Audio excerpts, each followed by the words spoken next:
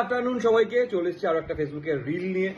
আর আজকের লাঞ্চ করতে বসছি আমি। আজকে লাঞ্চে যা যা আছে বিশেষ কিছু নেই, প্রচন্ড গরম পড়েছে, তো আজকে ভাবলাম যে কোনো মাছ মাংস বিশেষ কিছু থাকবে না, মানে মাছ তো হয়েইছে, মাংস খাওয়া হবে না। তো আজকের আমি একটু হালকা ফুলকার ওপর থেকে বানিয়েছি।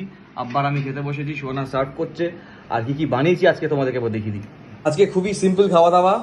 এখানে আসছে একটা ডাল, এটা নর্মাল ডাল না, একটু হালকা তড়কা দিয়ে বানানো ডাল। এটা হচ্ছে আলু পোস্ত, এটা হচ্ছে চিংড়ি মাছের বড়া, আর এখানে হচ্ছে এটা মা বানিয়েছে মাছ দিয়ে বরবটি আলু মাছ। আর এখানে আব্বা টক দই এনেছিল, টক দইটা দিয়ে আমি একটুখানি রায়তা বানিয়ে নিয়েছি। আব্বা এখন শুধু ডাল দিয়ে খাওয়া শুরু করেছে। ডালটা খুব সুন্দর হয়েছে। তোমার আমাদের ডালটা শুধু নুন চাটতেই খেয়ে বলেছে খুব সুন্দর হয়েছে। তোমার রান্না সব কটাই ভালো হয়। খুব সুন্দর। যাই হোক, শুরু করি খাওয়া দাওয়া বন্ধুগণ। কি হয়েছে?